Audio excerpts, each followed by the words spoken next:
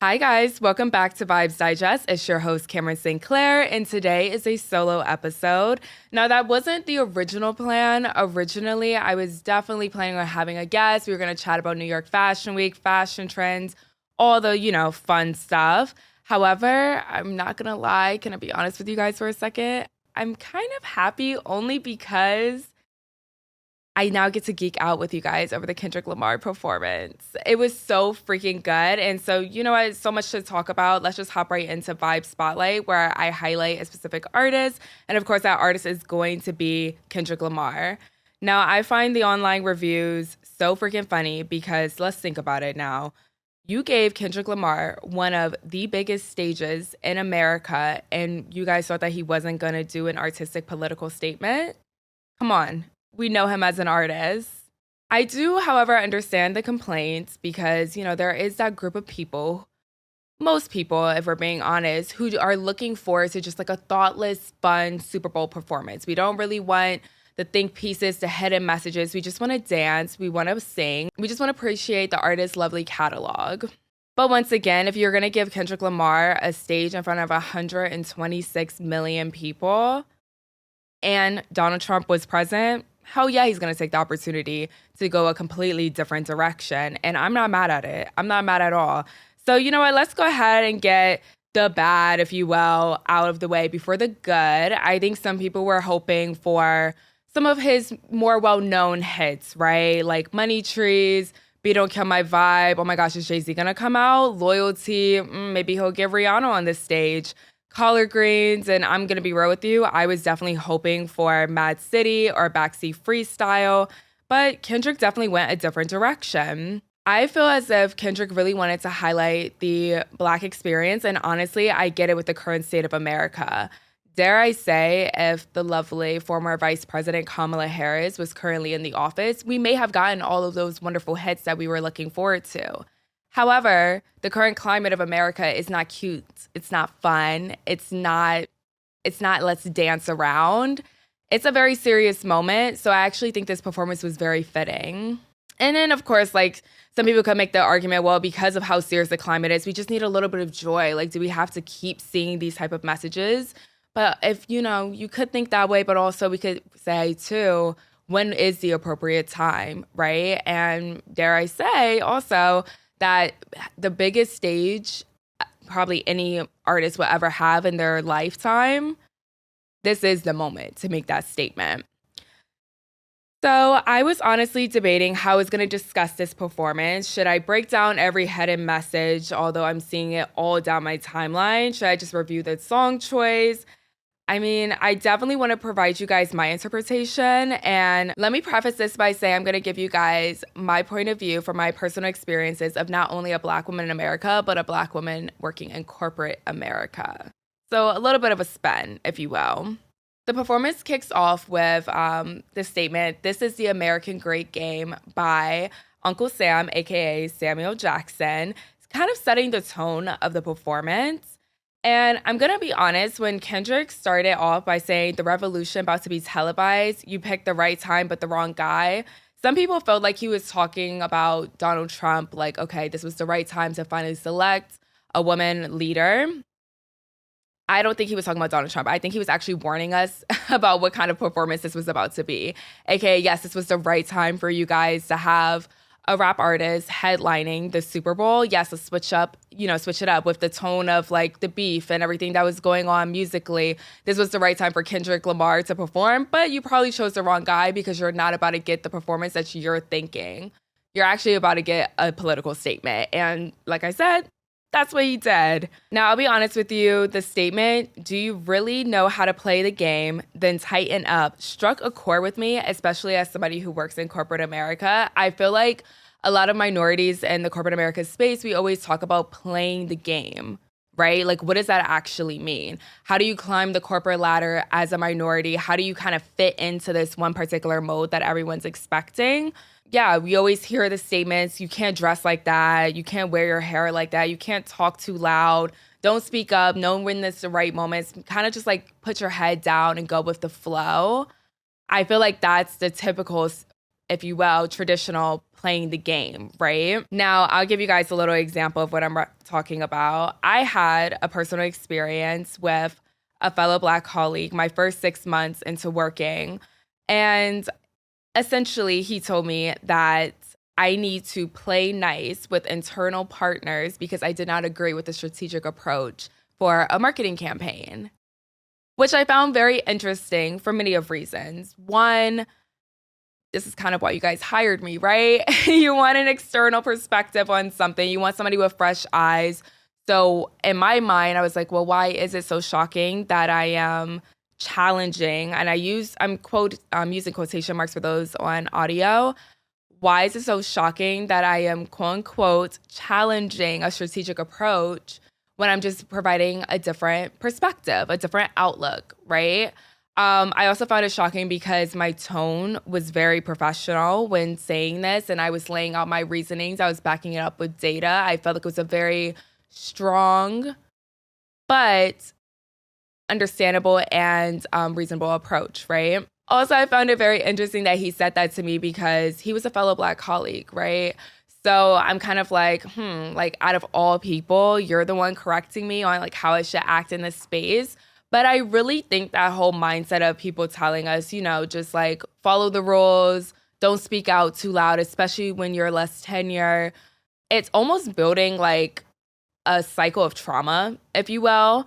I don't think he necessarily meant it in any harmful, I don't think there was any harmful intent. I think somebody probably told him that when he was very early on his career. But I do think that there's some dangers to like telling young Black professionals, hey, play nice with coworkers, play nice when you're actually presenting really solid and appropriate ideas. It's also a little scary because it's like, are you agreeing with them behind closed doors? Is this something that's coming from those colleagues? And you're kind of like, yeah, well, she's new. She's learning the rope. Like, I'm just curious about what the behind the scenes conversations look like. Is there any like advocacy or is it just compliance, And that's the beautiful thing about like our generation. And I'm going on a little bit of a tangent here, but that's the beautiful thing about Gen Z. Like, we always want to challenge the status quo, of course, always in a professional tone. However, if you have older leaders or older team members perhaps like pushing back on that, especially those who look like you, I feel like that's how you continue the cycle, right? So that definitely struck a chord with me. That experience also kind of like made me sit back and like try to understand what my role will be in corporate America. Like, what kind of marketer will I be? What kind of employee will I be? Will I take risk or will I just kind of go with the flow? I personally choose to take risk. I actually advise everyone to do the same thing because if we all just decided to act the same, talk the same, keep going with tradition, as they always like to say, when it comes to marketing, we don't really think outside of the box. I feel like that harms your performance just as much, right? Because then all of a sudden they say, oh, yes, you're doing everything that you're supposed to, but like, where's the leadership? Like, where are, we're not really seeing you think with an external perspective. That was actually one of my feedbacks on my mid-year. Fun fact, I was told I wasn't thinking externally after being told that I should play it nice and not think externally and just follow what people are telling me. So it's always like these conflicting feedback. But yeah, definitely struck a chord with me. But afterwards, later in the... something else I would note about this performance is the choreography was absolutely phenomenal. I mean, there was so much symbolism. Everyone was talking about the colors of the dancers' outfits. Immediately, I pointed towards the American flag because obviously red, white, and blue. However, I did see like people realizing even with Squabble Up, he was also referencing like gang affiliation, right? Like the Bloods and Crips, and that's always a conversation, especially in LA. I do like the fact that they all came together and they did form that American flag. I loved it even more, and I hope you guys recognize that it was very intentional that Kendrick was right in the middle of the flag to kind of symbolize the divide in America. I wonder if, and this might not be it, I could be stretching here. was he just referencing a divide in America, but also perhaps in like Black culture and our Black community? I just gave you guys an example of a fellow colleague who looks just like me and who was telling me, hey, like, don't speak outside the box. Like, don't speak up too much. Like, play it nice. I also wonder sometimes too, even when I look at this performance and like how the Black community is taking it in, I think the majority of us really enjoyed it. We kind of got it right away. But then I think there was also like the other side who kind of didn't get it and was also like, no, I just wanted to dance and we don't need to make political statements everywhere. Yeah, I'm definitely curious like if there was stronger symbolism with the split of the American flag. I also love, though, when it came to the dance moves, there was like certain words like sit down, be humble, and all of a sudden like people are dropping down below and you can clearly see it's an American flag. So kind of like almost saying like this is what America is telling Black people, essentially. So then at one point, though, well, this was more so after Squabble Up, so I'm kind of jumping around here. Samuel Jackson, but also Uncle Sam, was saying like, oh, you're being too loud, you're being too ghetto, like calm it down a little bit. So later in the performance, Kendrick switches off to a bit calmer tone, if you will, performing Luther and All the Nights with SZA. And it was also kind of funny to like hear the crowd's reaction to that. Now, granted, Luther is like one of the most popular songs on GNX, but it's funny because a lot of people's response to the performance was, oh, we wanted more SZA, or we wanted more of like that performance. The one part of the performance where it wasn't overly political, although that's not fully true either, because we definitely saw people marching in a circle, right, around that performance. That was definitely symbolic. But it's definitely funny because the people's feedback to this performance is almost like feeding into the message of what he's even trying to convey here, right? Like Kendrick's literally saying, you guys want me to perform one way. You guys want me to perform all my like PC, G-rated songs. You don't want me to get too loud. You don't want me to stir up any trouble. And then when he like gives you a little hint of like the softer songs, right? Those were like people's favorite moments. And like granted, like y'all could say like, oh, that's my favorite moment because of SZA. I definitely question and wonder, is it that, or was it just easier to digest? That's my question, because there was still a lot of movement and like symbolism going around while she was singing, but I just think sometimes people prefer, I don't want to say that. Okay, scrap that, Cameron, scrap that. Now, the ending of the performance was obviously everyone's favorite. Like, yes, he performed Not Like Us. I personally love the pettiness throughout and how he was kind of dragging it out. Everybody's been asking, like, oh my gosh, is he going to perform? I was even asking, if you guys remember the episode with Emmanuel, we were going back and forth, like, does he perform the song? Does Fox allow it? Is he going to say the word pedophile? Like, how is this going to go about? And I kind of like that he gave that same almost like feeling of anticipation, like, is it gonna actually happen throughout the performance? I love the digs about like, I want to make a move, but they love to sue. Definitely peep that, especially because a lot of people question like, was this universal lawsuit an attempt to block him from performing the song? I thought that was really cool.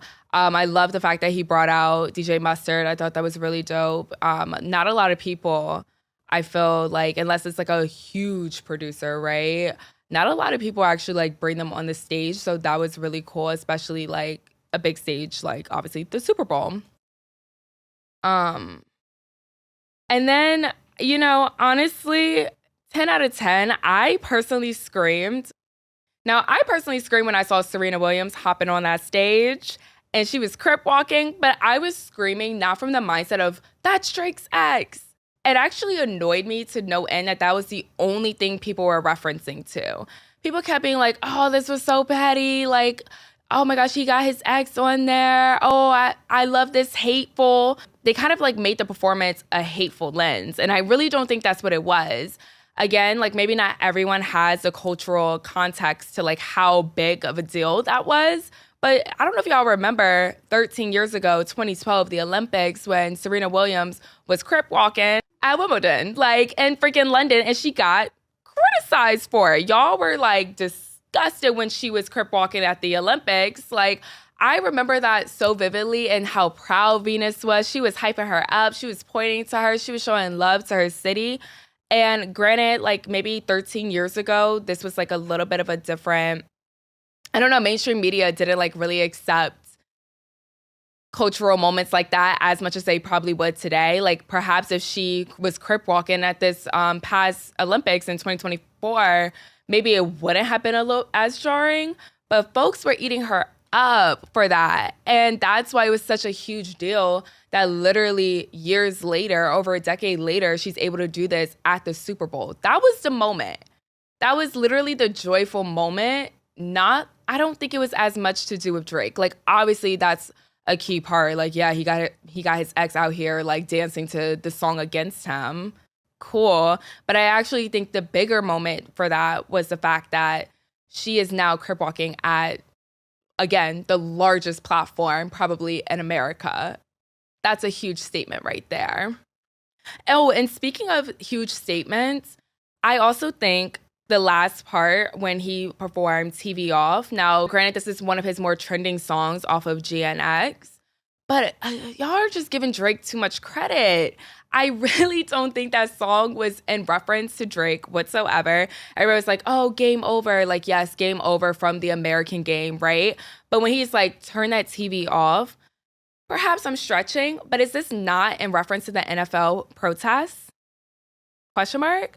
Like literally people, if you guys remember after Colin Kaepernick, people were not watching the Super Bowl, right? Or some people were like, oh, I'm only going to watch the Super Bowl performance and then I'm turning the game off because I'm not supporting the NFL. I'm supporting the artists.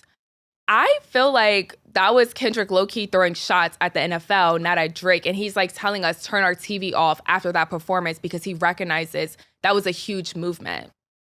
Just like how, again, like I mentioned earlier with SZA's performance, they were quite literally marching during that song. I feel like he's just showing that we are culturally protesting against the NFL. Again, I could be stretching, but I personally feel like that's why he was saying turn the TV off. Anyway, great performance. I'm very curious how people are going to view this performance 5 years from now. Again, everything's always like changing, just like how people were kind of like confused with his, I believe it was the Grammys or BET. I want to say Grammys. I don't have time to fact check myself right now. But when he was literally like chained up performing, people didn't understand that either. So sometimes with Kendrick's performances, we just have to kind of like let it marinate a little bit, watch a few more times, pick up on the things that we couldn't like really pick up on when we were watching it live because we were probably at a party or we were in person. Watch it a few more times, really sit with it, especially sit with it during this administration. And then I promise you, you're probably going to be like, oh, yeah, the majority of that performance was like actually not about Drake. The majority of that performance was primarily about the Black experience in America.